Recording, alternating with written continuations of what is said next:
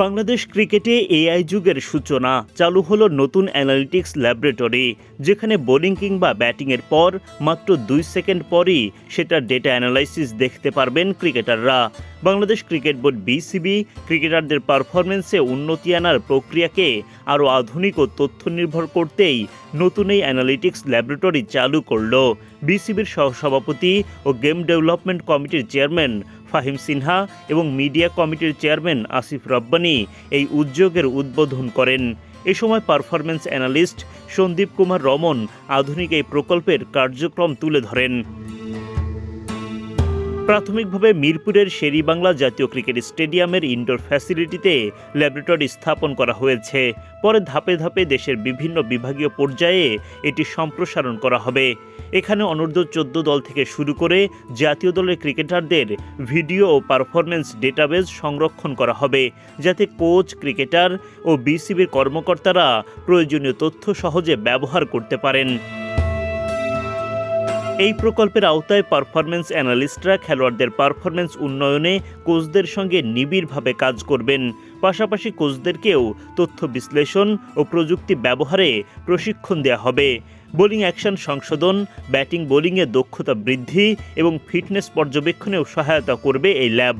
সবচেয়ে গুরুত্বপূর্ণ বিষয় হলো আধুনিক সফটওয়্যার ও প্রযুক্তির পাশাপাশি খেলোয়াড়দের পারফরমেন্স বিশ্লেষণে কৃত্রিম বুদ্ধিমত্তা বা এআই ব্যবহার করা হবে, যা বাংলাদেশ ক্রিকেট উন্নয়নে নতুন এক দিগন্ত উন্মোচন করবে। So this is basically a normal setup of a camera, which is the front view and the back view and the side view of a bowler. That is how it's been set up now.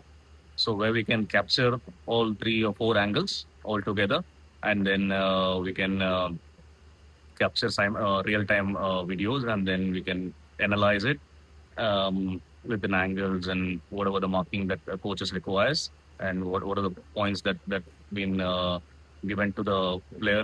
It will be reviewed inside. It will be tailored inside the videos along with that, and then it will be sent it to the players.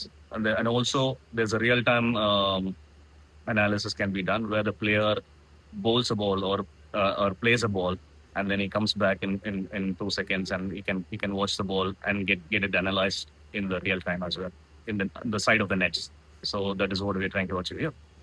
And these videos will be archived and send it to the players and the other coaches that they've been working on, so that they can have a track on that, and then get on a get in a nice track where they can practice the drills and things like that, and then come back later and then filmed again and then analyzed it once they get mastered in that drill, and then they'll come back and play, and then we'll compare the videos of the previous one and the corrected one, which allows them to give you a lot of differences in that.